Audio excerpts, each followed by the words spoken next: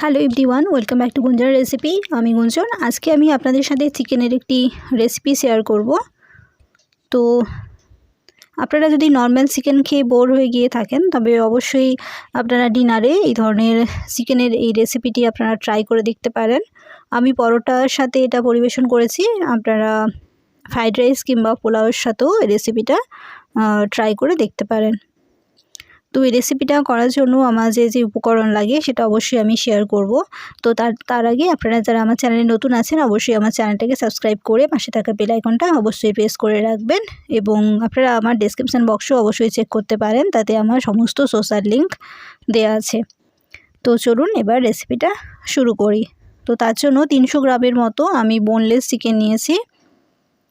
তো চিকেনটা ভালোভাবে আমি ধুয়ে নিয়েছি এবং এতে সামান্য নুন মাখিয়ে রেখেছি। এবার এটা আমি সেদ্ধ করব। তো এই চিকেনের রেসিপিটা করার জন্য আমার একটা ডিম লাগবে।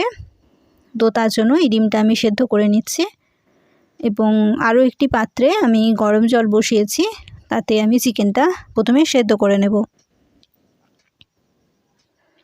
এতে আমার কিছুটা চিকেনের স্টক লাগবে, তো তাই জন্য একই সাথে আমি একটু বেশি করেই জল দিয়েছি, যাতে একসাথে আমার চিকেন স্টক এবং চিকেন দুটোই সেদ্ধ হয়ে গিয়ে থাকে।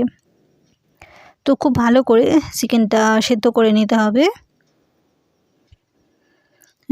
অলমোস্ট আমার চিকেনটা সেদ্ধ হয়ে গেছে। এবার এটা আমি নামিয়ে নেব এবং ঠান্ডা করে চিকেনটা এবং চিকেন স্টকটা আলাদা করে নেব। এবং একটি প্যান বসিয়ে দিলাম, এতে আমি গ্রেভিটা বানাবো চিকেনের।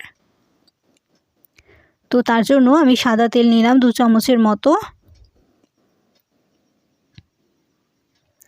আপনারা সর্ষের তেলেও করতে পারেন।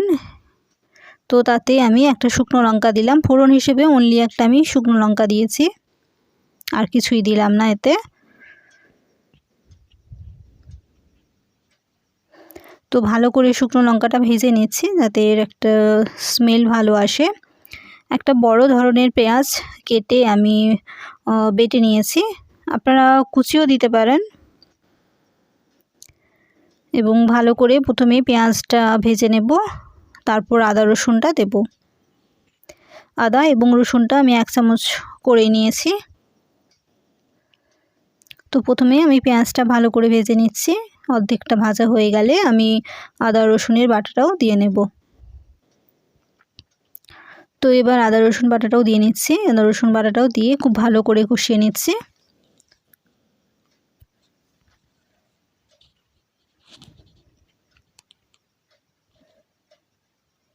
এবার প্রায় আদা রসুন এবং পেঁয়াজ আমার কষানো হয়ে গেছে। এবার কিছু গুঁড়ো মশলা ব্যবহার করব। তো প্রথমে আমি টমেটো কেচাপ 2 চামচের মতো দিয়ে নিচ্ছি।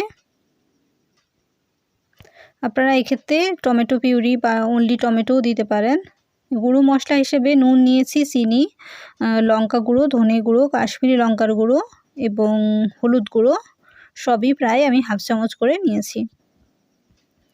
এবার এই মশলাগুলো আমি কষিয়ে নিচ্ছি খুব ভালো করে।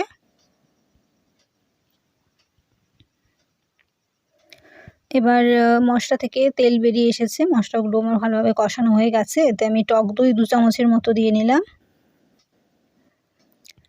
টক দইটা দিয়ে খুব ভালোভাবে আরও একবার কষিয়ে নিচ্ছি। এতে সামান্য আমি বাটি ধোয়া জল ইউজ করব।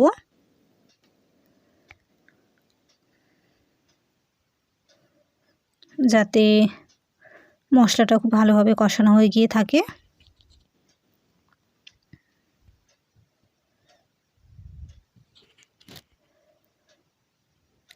এবার সেদ্ধ করা চিকেনগুলো আমি কাঁটা চামচ দিয়ে এগুলো কুচি কুচি করে নিয়েছি। এবার সেটা আমি দিয়ে ভালোভাবে মশলার মধ্যে কষিয়ে নিচ্ছি।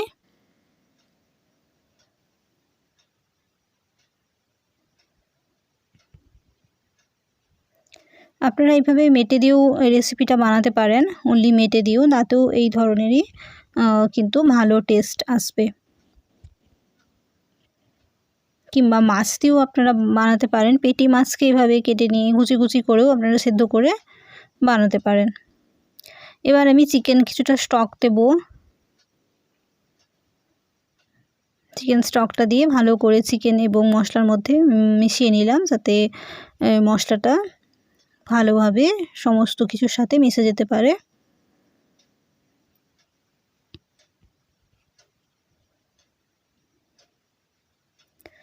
এবার এতে আমি কাজু বাদাম বাটা দিচ্ছি 2 চামচ। আপনারা এই কাজু বাদাম যদি বাটা না দিতে চান সেক্ষেত্রে ফ্রেশ ক্রিম দিতে পারেন। একটা কাঁচা লঙ্কা কুচি করে দিলাম, কাসুরি মেথি এবং সামান্য ধনেপাতা কুচি ছড়িয়ে নিচ্ছি। সবটা খুব ভালোভাবে চিকেন এবং গ্রেভির মধ্যে মিশিয়ে নিতে হবে।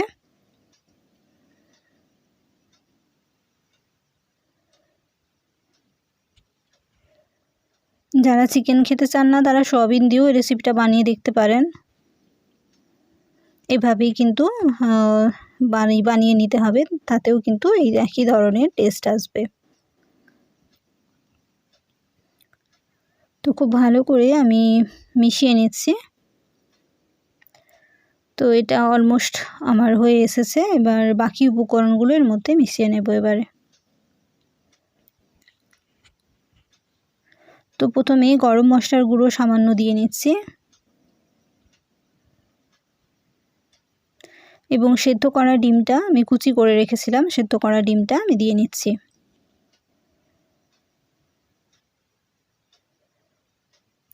সেদ্ধ করা ডিম দিয়ে খুব বেশি আর এই গ্রেভিটা নাড়ানো যাবে না, যাতে ডিমটা গলে যেতে পারে।